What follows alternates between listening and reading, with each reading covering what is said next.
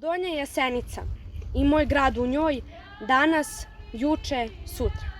Stojim na obalama moja 2 jezera ili na ušću moje 2 reke ili nad brojnim mineralnim vodama ispod mene ili tek prosto koračam ulicama grada, a tlom ispod mojih nogu hodaju i moji preci sa mnom.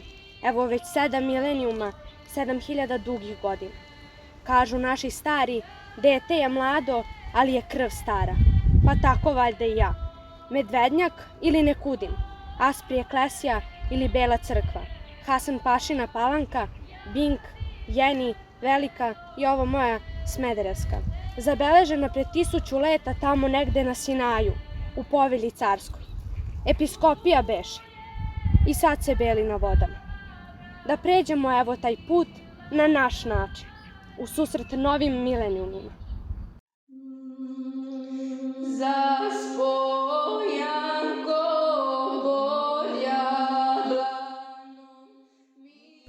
Medvednjak, neolitsko naselje koje se nalazi na samo 2 km od centra Smederevske Palanke, veoma blizu, a tako veoma daleko.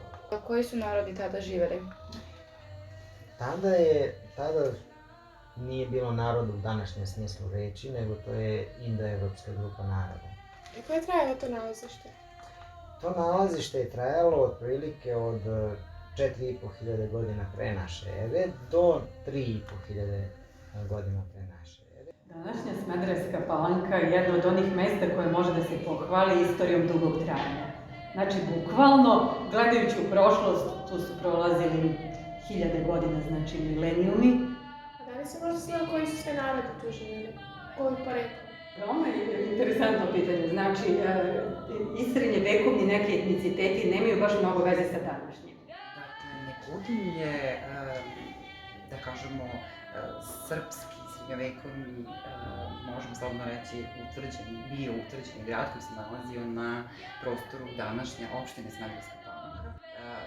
Arhiv u Smederevskoj Palanci se bavio ovom temom vrlo, u nadi pre svega da skrene pažnju na naše kulturno nasleđe, ponovo kulturno nasleđe koje nije vidljivo i za koje prosto mnogi ne znaju da postoji.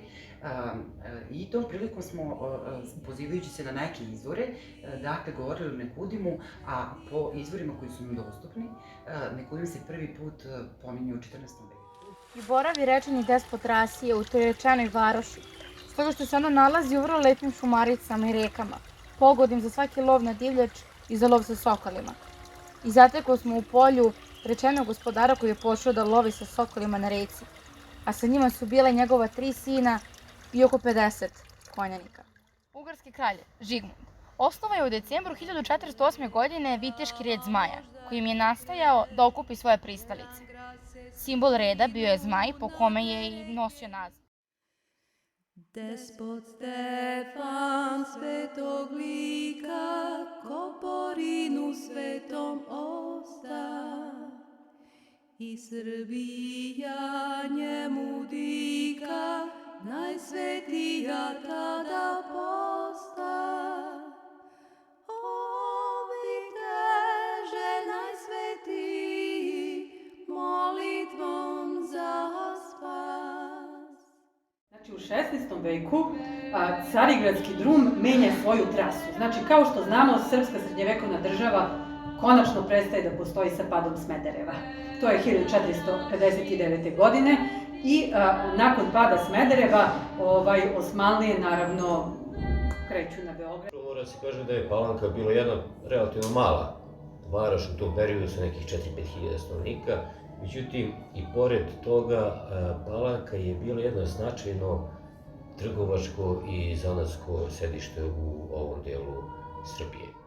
Crkva Brvera Svetog Ilije u Smederevskoj Palanci nalazi se u centralnom delu gradskog groblja. Podignuta je u periodu od 1827. do 1828. godine, zahvaljujući najpre sredstvima kneza Miloša Obrenovića. Ušća reka su tako mistične, baš kao i ova na kome leži moj grad. Kubršnica ovde nalazi svoje utočište u Jasenici, nekad pitomoj i miloj, nekad divljoj i nabujaloj, koja nas ponekad podsjeti, kada ruši sve pred sobom, da smo samo njeni gosti, tek u trenu vremena.